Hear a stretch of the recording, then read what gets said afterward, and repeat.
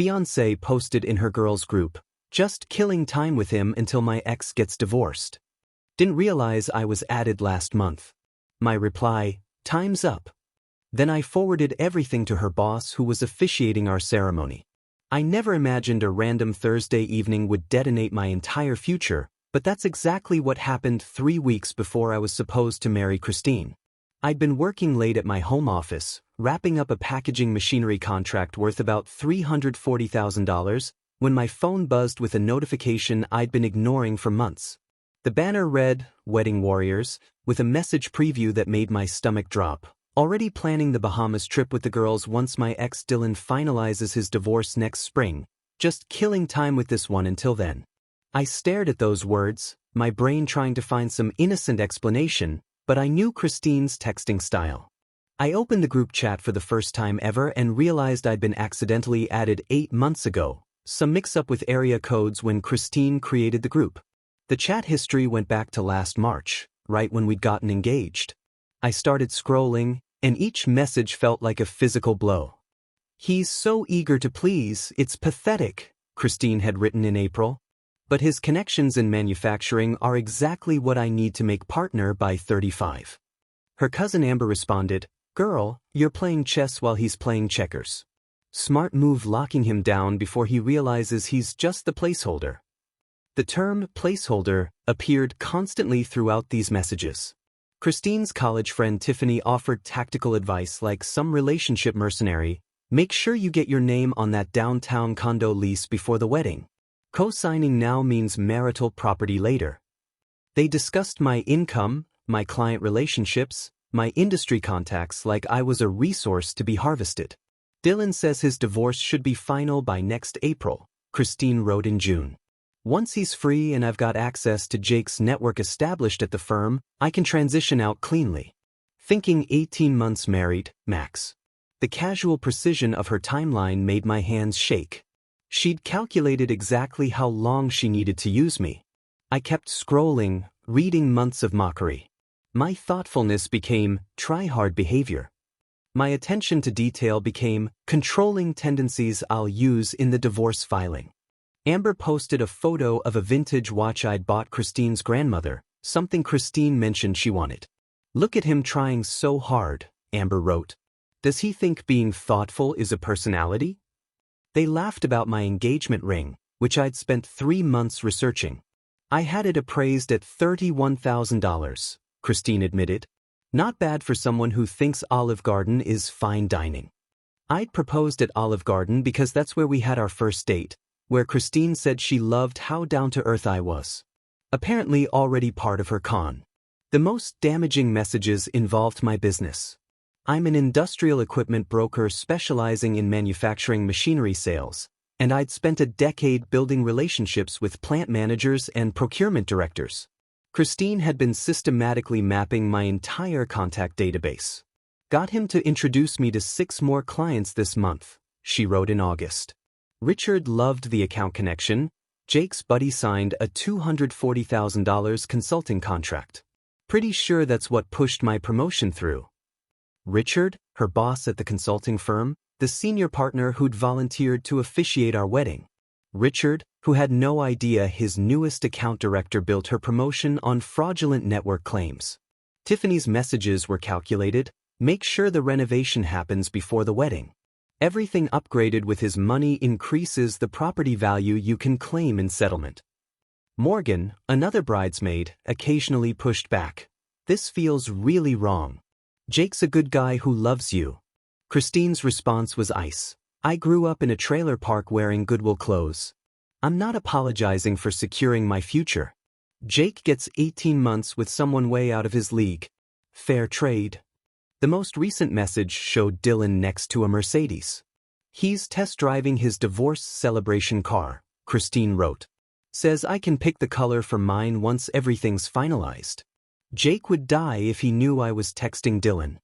I sat surrounded by engagement photos, our wedding seating chart, paint samples for the nursery we'd discussed. Everything was a lie. Not a passionate affair but calculated fraud running nearly 3 years. My phone buzzed again. "Amber, can't wait for your Bahamas bachelorette party after the divorce. That resort Dylan mentioned with overwater bungalows. I looked at the 847 screenshots I'd taken. Time's up, I thought. Then I typed it. I didn't send the message immediately. First, I composed an email to Richard, Christine's boss and our would-be officiant. Subject line: wedding ceremony, must withdraw with sincere apologies.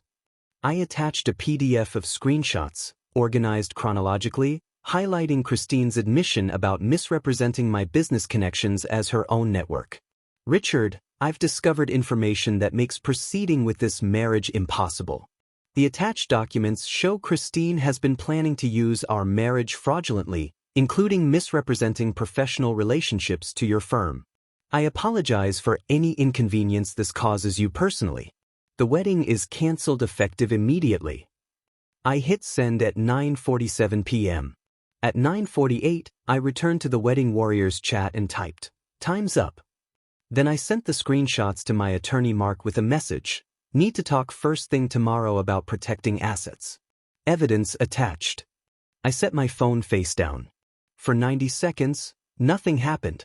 Then it started vibrating continuously. I watched the Wedding Warriors chat explode. Tiffany, who the hell is this number? Amber, Christine, check the members list right now. Christine, oh my god, it's Jake. He's been in the chat since March. Tiffany, he's seen everything? Christine, every single message. 8 months. My phone started ringing. Christine's engagement photo lit up the screen. I watched it go to voicemail. She called again. Voicemail. Voicemail. Texts flooded in. Jake, please pick up. You're misunderstanding everything. Those messages weren't serious. Please don't do anything crazy. I opened my laptop and documented our shared assets. We weren't married, but Christine had lived in my house for 18 months, contributing nothing to the mortgage while insisting on a $47,000 renovation currently halfway complete. My contractor's invoices showed every purchase from my business account. I pulled up our joint investment in TechFlow Solutions, a startup where Christine was supposed to be chief marketing officer. We'd each committed $25,000, though my money was transferred while Christine kept saying hers was coming next month for 4 months. I emailed the other investors requesting Christine's equity offer be withdrawn. Then the condo lease. 2 months ago, Christine asked me to co-sign for a luxury downtown unit, claiming her firm required account directors to maintain professional downtown presence. Rent was $3,400 monthly. I'd questioned the 2-bedroom layout. Home office for client presentations, she'd explained. I found the lease she'd sent 3 weeks ago. The term was 18 months, exactly her timeline. Then I noticed my signature looked wrong. I compared it to other documents. Not even close. She'd forged it. Richard called. Jake, I just read your email. Please tell me this is a misunderstanding. I was accidentally added to that chat 8 months ago. Only discovered it tonight. Jesus Christ. The account from your college friend Paul? Christine told me that came through her professional networking. Paul and I played basketball for 4 years. I introduced them at a dinner we hosted in July. She explicitly claimed it was her connection. Used it for her promotion justification. Richard's voice went cold. I need to call you back. I have to consult our legal team. He hung up. Christine called again, 7th attempt. I listened to her voicemail. Jake, baby please. The girls and I were just venting. We say crazy stuff we don't mean. It's like locker room talk. Dylan means nothing. I haven't spoken to him in months. Those messages were fantasy. Please call me back. I love you. I opened my smart home app and changed every code. Front door, garage, security system, home office. Christine had keys but they'd be useless. Changed every shared password. Netflix, utilities, Amazon. Removed her from my credit cards. Mark texted, just read everything. Do not let her in the house. Do not engage without me present. Filing paperwork tomorrow on cohabitation agreement. This forgery is potentially criminal fraud. At 11:34 p.m., my doorbell camera showed Christine's car. She tried her key. The lock turned but the deadbolt code stopped her. She tried 4 times. Jake, I know you're in there. We need to talk. I texted. You have 48 hours to remove your belongings. Everything's packed in the garage. Code is 4739. Take only what's yours. Renovation materials stay. She called immediately. I declined and enabled Do Not Disturb. Through the camera, I watched her stand at my door for 10 minutes before leaving. Richard called at 7:15 the next morning.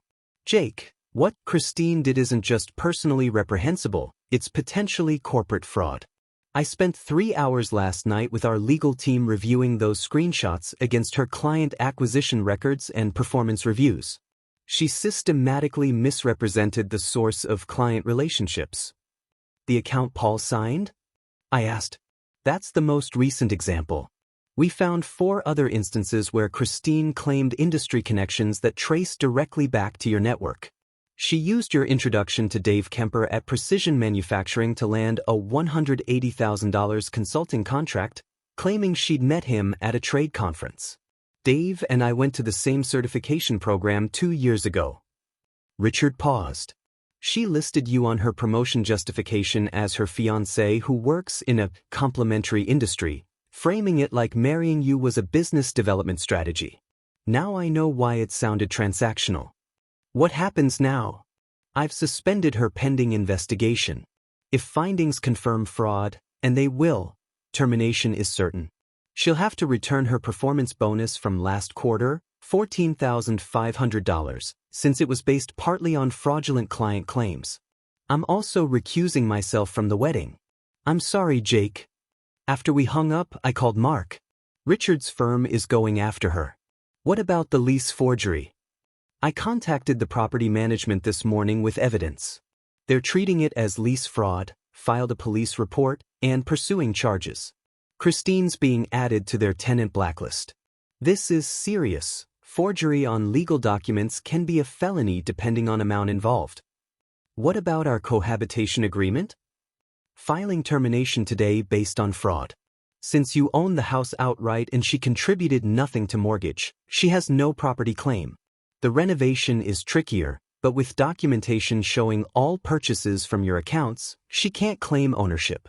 Get written statements from your contractor confirming her role was purely advisory. I spent the morning on that. My contractor Steve provided a detailed statement confirming Christine selected paint colors and fixtures but contributed zero financially. She acted like she owned the place, he said. Kept talking about our investment, but every invoice went to your business account. Always thought that was weird. By noon, I had statements from Steve, receipts for every renovation purchase, and documentation showing Christine paid nothing toward mortgage, utilities, or property taxes during 18 months there. Mark seemed satisfied. She's got no legal ground regarding the house. That afternoon, Christine's parents called. Her father Tom sounded exhausted. Jake, we're horrified and deeply sorry. We had no idea Christine was capable of this.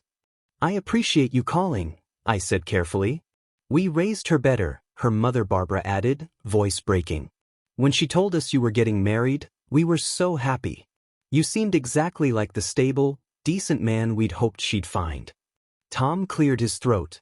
We were contributing $8,000 toward the wedding venue. We're not asking for that back. Consider it an apology for our daughter's behavior. You don't need to do that. We do, Tom insisted. Barbara and I realize we've enabled Christine's worst tendencies for years. She's always been manipulative, calculating, looking for angles. We thought she'd grown out of it. Apparently, she just got better at hiding it. Her younger sister called us crying last night, Barbara said. Said she tried warning Christine that treating people like transactions would catch up with her. Christine told her she was just jealous. After we hung up, I felt unexpected sympathy for them, genuinely good people who'd raised a daughter who'd learned all the wrong lessons. My sympathy evaporated when I checked email and found a message from TechFlow investors. They'd withdrawn Christine's equity offer immediately and were exploring whether her involvement constituted fraud since she'd promised $25,000 she never intended to deliver. Then my doorbell rang. I checked the camera, Christine's car, but she wasn't alone. Dylan, her ex-boyfriend, was with her. I watched them approach, Christine gesturing animatedly while Dylan looked uncomfortable. They rang 3 times before I opened the door with the security chain engaged. Jake, please, we need to talk, Christine started. Dylan held up his hands. I'm just here to explain something. I don't want any part of whatever Christine's got going on. Then why are you here? Because she showed up at my apartment at 6 this morning crying, saying you'd misunderstood messages about me. But after she showed me those screenshots, I realized she's been lying to both of us. I never lied to you, Christine protested. You told me your fiancé knew we'd been talking and was fine with it. You said you had an open, modern relationship. Dylan shook his head. She's been texting me for 8 months saying she was leaving you, that we'd get back together after my divorce. I told her repeatedly I wasn't interested, that my divorce had nothing to do with her. That's not true. You said you still had feelings. I said I hoped you were happy. Not the same thing. Dylan looked at me directly. My divorce finalizes next month, and I want nothing to do with her. I'm actually getting remarried in 6 months. Christine knows this because I told her last week. Christine started crying, but Dylan wasn't finished. She also forged text messages. Showed her friends fake conversations, making it look like I was planning a future with her. I looked at Christine. You faked messages from him? She didn't answer, just cried harder. Dylan pulled out his phone. I can show you our actual message history. It's me being polite and her being obsessive. I believe you, I said. After they left, I forwarded Dylan's information to Mark. Add fabricating evidence to the list, I texted. Monday morning, I decided to protect myself from Christine's inevitable smear campaign by forwarding carefully selected screenshots to people who needed the truth. First was Amber's fiancé Kevin, a construction worker I'd met twice who seemed decent.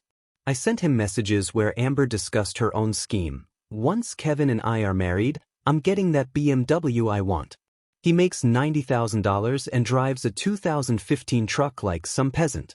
Time to upgrade his priorities. And Kevin keeps talking about saving for a house down payment.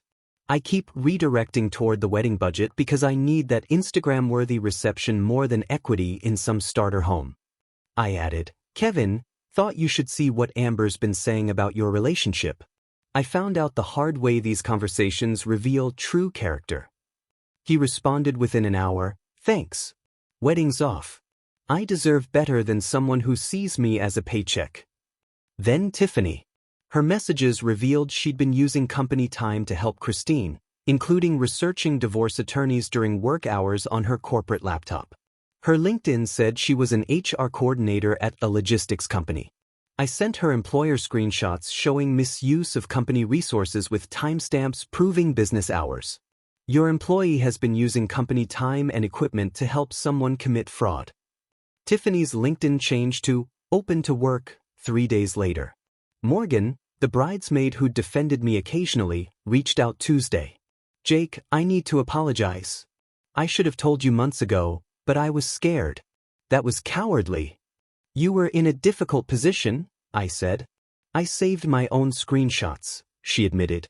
I had a feeling Christine would eventually turn on her friends too. She's always been like this, using people, calculating everything. I only stayed because our families are close. I appreciate you reaching out, but I need space from everyone connected to this. I understand completely. Just wanted you to know not everyone thought what Christine was doing was okay. The real satisfaction came Wednesday when Dylan went scorched earth. He'd told his soon-to-be ex-wife Jennifer everything about Christine's harassment during his marriage. Jennifer messaged me through Facebook, "Hi Jake, this is strange but I wanted to thank you." Dylan showed me those screenshots, and it made him realize Christine had been manipulating him throughout our separation. She'd been texting constantly, saying I was cheating, that he should hurry the divorce. He was too polite to block her. Now he's horrified. We're actually reconciling. I hope you're doing okay. I stared at that message. Christine's scheme had accidentally saved someone else's marriage. I responded, I'm glad something good came out of this. I wish you both the best. The fallout spread through Christine's social circle. Her college alumni network, where she'd been posting about her upcoming wedding to a successful industrial equipment mogul, turned on her when someone leaked the screenshots. Instagram comments filled with people calling her manipulative and fake. Her followers dropped from 8,000 to 1,200 within a week. She posted damage control, being betrayed by someone I trusted, and learning who your real friends are. Someone commented, "We all saw the screenshots, Christine. You're not the victim here." She deleted it within an hour. The wedding venue called Thursday to confirm cancellation. "We had a strange call from Christine claiming you'd been abusive and demanding we keep her deposit. We're not comfortable with that accusation without evidence." I forwarded relevant documentation. After reviewing it, they called back, "We're refunding your full deposit and blacklisting her." False accusations of abuse to manipulate business relationships cross a line. Other vendors followed suit after Christine tried blaming them or demanding unpaid services. The photographer posted on their website, "We maintain integrity standards. Clients who misrepresent situations or make false claims will not be tolerated." They blocked her. By week's end, Christine had lost her job, reputation, housing, most friends, and any chance with Dylan. Friday night, she called from an unknown number, voice raw and barely coherent. "Jake, please, I'm begging you. I've lost everything. I'm staying at a motel. My parents won't help, my friends won't talk, I can't get a job because Richard's firm is blacklisting me. I made mistakes but I don't deserve this. Please, can we just talk? Maybe work something out." Work what out exactly? Maybe you could tell Richard it was a misunderstanding? Tell the property management I had permission to sign? Just help me fix some of this. You want me to commit fraud to help you escape consequences of your fraud. It's not like that. I made bad choices, but I'm not a bad person. We had 3 years together. Doesn't that count for something? It would have, I said quietly, if any of it had been real. 2 weeks later, Mark called with updates. The property management is moving forward with criminal charges for the forged lease. The DA's office is treating it as felony fraud because the lease value exceeds $50,000 over 18 months. Christine's looking at potential jail time. I never wanted her to go to jail, I said, though I wasn't sure that was true anymore. You didn't put her there. She forged a legal document. That's on her. Mark continued. Richard's firm completed their investigation. They found 6 client relationships Christine claimed as her own that came through your network. Total contract value she fraudulently claimed was over $840,000. They've terminated her with cause, demanded repayment of her $14,500 bonus, and referred the matter to industry regulatory boards. She's blacklisted from consulting in this region. Our cohabitation agreement? Terminated successfully. She has no claim to your property, renovations, or assets. She tried arguing sweat equity through project management, but Steve's contractor statement destroyed that. Judge wasn't sympathetic. The TechFlow startup investors unanimously removed Christine and redistributed her equity. They sent a thank you. You saved us from a nightmare scenario. 3 weeks in, Richard asked to meet for coffee. He looked remorseful. Jake, I feel partially responsible for not seeing through Christine's deception. You couldn't have known. I lived with her 18 months and didn't know. Still, she used my relationship with her family to gain credibility at the firm. I promoted her based partly on what I thought was your joint reputation. I should have verified more carefully. He stirred his coffee. Several of my clients asked about you directly. They were impressed by your professionalism in the few interactions through Christine. If you're interested in consulting opportunities or need connections, I'd be honored to make introductions. Genuine ones this time. I appreciate that. Also, Christine tried contacting my wife last week, claiming I'd treated her unfairly and asking us to intervene with the firm's legal action. My wife told her actions have consequences and we wanted no contact. I'm telling you because Christine's reaching out to anyone she thinks might advocate for her. She called me again last night from another number. Same desperate plea, same refusal to accept responsibility. I blocked it. But she's spiraling, looking for anyone to break her fall. Don't let it be you. I ran into Morgan at a grocery store 4 weeks later. She looked hesitant. Hey Jake, how are you? Better than expected. You? I'm okay. I cut ties with Amber and Tiffany completely. Both dealing with their own fallout. Amber's trying to get Kevin back, but he's already seeing someone else. Tiffany got fired and is blaming everyone but herself. And Christine? Morgan hesitated. She moved in with distant relatives 2 hours away. Can't find work because Richard's firm blacklisted her, and criminal charges make background checks a nightmare. She's working retail at a discount store. Her parents still won't talk to her. I felt a strange mix of vindication and emptiness. Watching what happened to them made me take a hard look at my own life, Morgan said.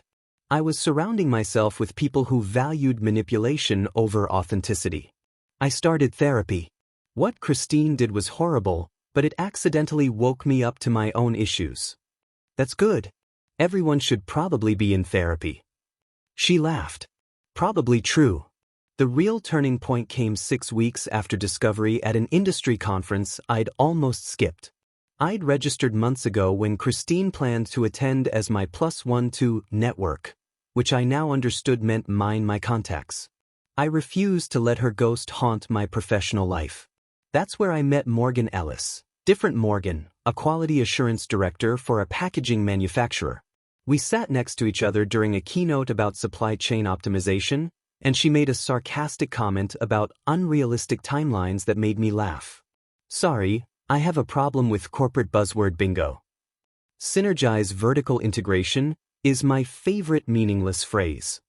Right up there with leverage core competencies, I whispered back. We grabbed coffee and talked an hour about actual industry challenges, equipment reliability, and the gap between sales promises and operational reality. She was sharp, funny, genuinely knowledgeable.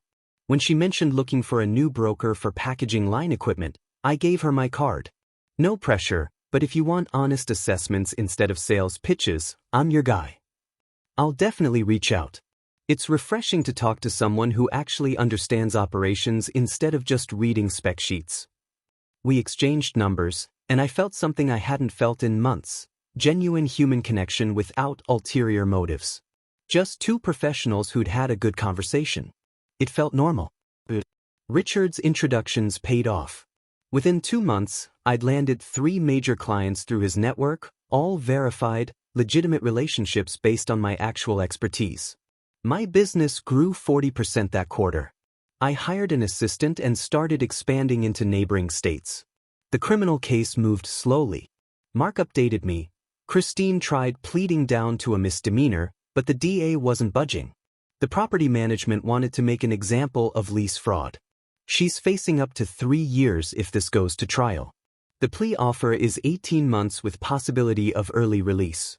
Her lawyers strongly recommending she take it. 18 months, exactly her planned marriage timeline. The irony wasn't lost on me. 3 months after discovery, Christine took the plea deal. Mark called. She pled guilty to felony fraud. Sentenced to 12 months in county jail with 8 months served and 4 months supervised release. Plus a permanent criminal record. How did she react? According to her attorney, she broke down completely. Finally realized the full scope of what she'd done. Too late for remorse to matter legally. I felt nothing hearing that, not satisfaction, not sympathy, just emptiness where feelings used to be. Meanwhile, Morgan Ellis and I had been talking regularly, though strictly professional. She'd become a client after I sourced a packaging line upgrade that came in under budget and exceeded specs.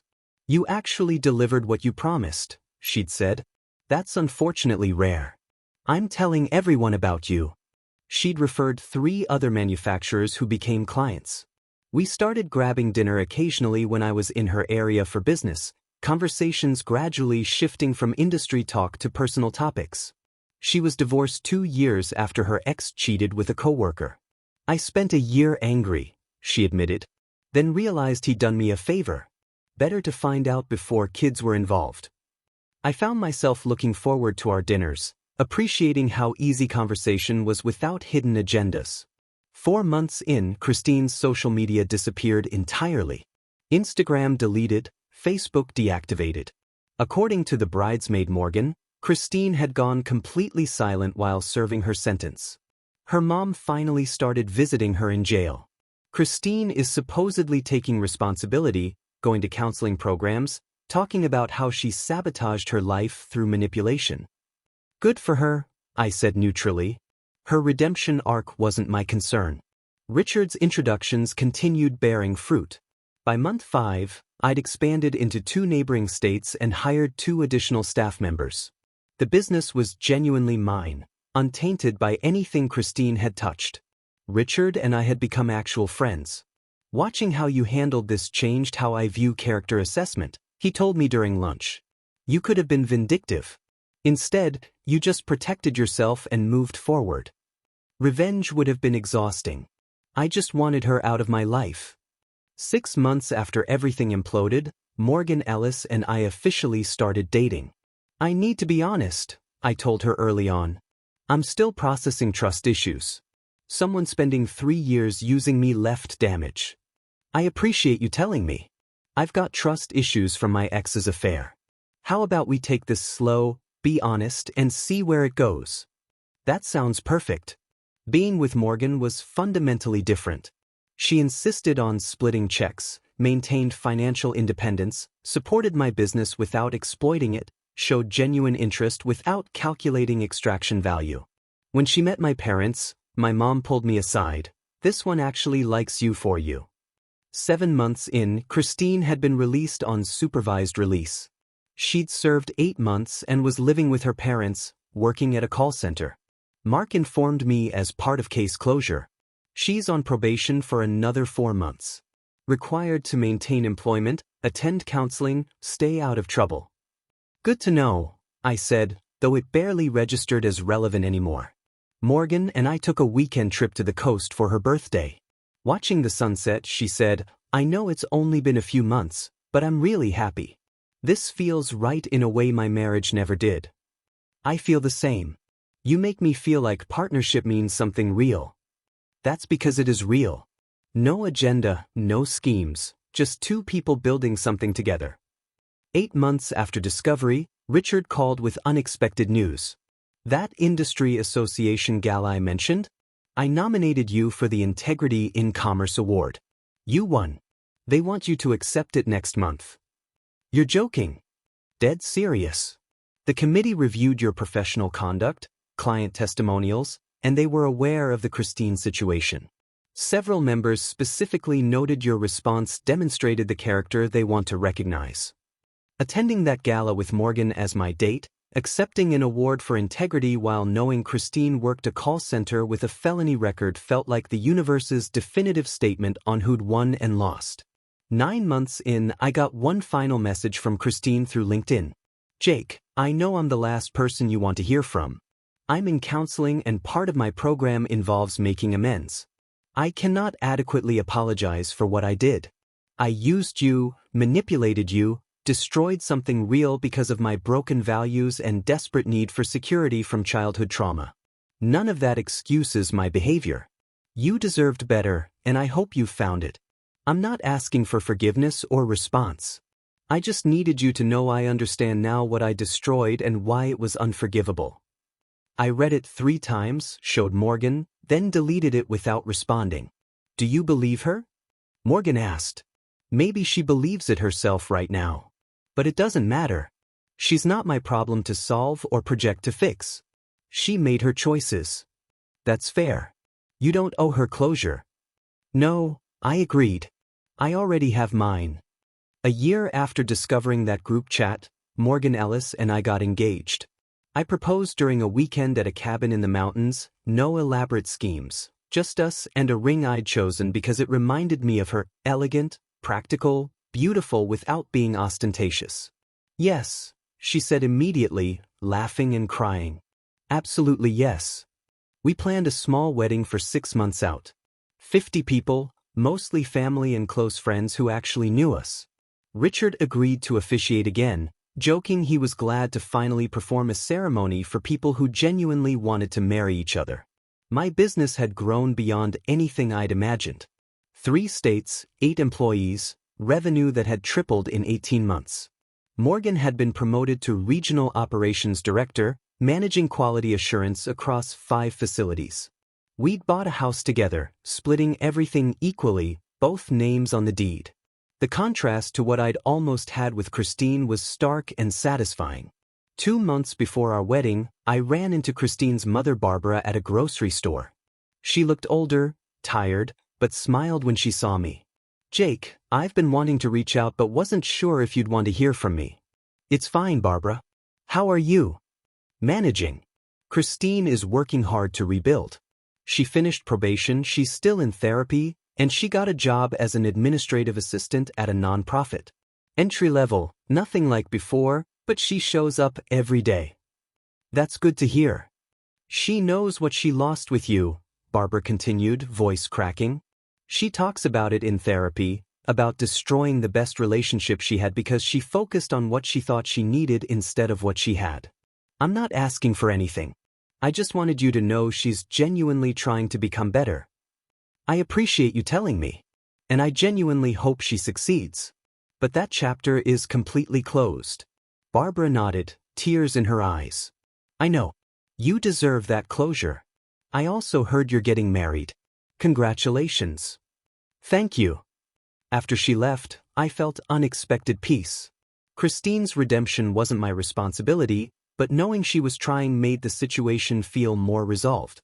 The wedding day arrived in early autumn, perfect weather and beautiful light at the small vineyard we'd rented. Morgan looked incredible in a simple dress she'd chosen herself. Richard's ceremony was personal and heartfelt. "Jake and Morgan understand something fundamental," he said. "That real partnership isn't about what you can get from someone, but what you can build together when both people show up honestly." Morgan's vows made me tear up. "I promise to always split the check, to never take your success for granted, to support your dreams without controlling them, and to remind you every day that you're valued for exactly who you are." My vows were simpler. I promise to trust you completely, to build a life with you honestly, and to never stop appreciating how lucky I am that you chose me. The reception was exactly what we'd wanted: good food, genuine conversation, people we loved celebrating something real. No Instagram performances, just authentic joy. 3 months after the wedding, the bridesmaid Morgan emailed, "Jake, I wanted you to know I got engaged. His name is David, he's a teacher, and he's the first person I've dated who values honesty over image. Watching your situation helped me understand what I needed. Also, Christine reached out last month asking how you were doing. I didn't tell her anything except that you were happy and married. She said she was glad for you. I actually believed her." I showed Morgan Ellis, who smiled. "That's good. Closure for everyone involved." 6 months into marriage, we were sitting on our back porch Saturday morning, drinking coffee, when she said, "You know what I love most about us?" "What?" "This. Just sitting here being boring together. No drama, no schemes, no ulterior motives. Just comfortable, happy, boring." I laughed. Boring is incredibly underrated. After excitement almost ruined both our lives, boring is the goal. A year into our marriage, my business hit a major milestone: a contract with a national manufacturing consortium requiring expansion into 6 new states. Morgan and I discussed it over dinner, running numbers together. "It's a big risk," she said, "but you've earned this. If you want to do it, I'm completely supportive. It'll mean long hours, maybe some travel. And I'll be right here building my own career and cheering you on. We're partners. Your success doesn't threaten me. It makes me proud." That conversation crystallized everything I'd learned. Real partnership meant supporting each other's growth, not calculating how to extract value from it. I never heard from Christine again after that LinkedIn message. According to occasional updates from people who knew people, she was still at that nonprofit, still in therapy, living quietly with roommates. She deleted all social media permanently and focused on rebuilding a life based on substance rather than image. I hoped that was true, not because I cared about her specifically, but because people deserve chances to become better. But her redemption wasn't my story. My story was this: sitting on a porch with a woman who chose me honestly, building a business on integrity, maintaining friendships based on genuine respect, and understanding that the best revenge isn't revenge at all. It's building something so good the past becomes irrelevant. 2 years after discovering that group chat, Morgan and I were planning our anniversary party. Should we invite Richard? Obviously. He's basically responsible for us being happy. You're responsible for you being happy, she corrected. Richard just helped. You did the hard work of choosing differently. She was right. I'd chosen to protect myself instead of seeking revenge, to build instead of destroy, to move forward instead of staying stuck. Those choices led to everything good now. The group chat that was supposed to document my humiliation had instead documented the moment I learned my worth. Christine thought she was playing chess while I played checkers, but she'd miscalculated fundamentally. I was never playing a game at all. I was just living honestly, and when someone showed me they didn't value that, I walked away and found someone who did. Time's up wasn't just what I'd typed in that chat. It was the moment my real life started.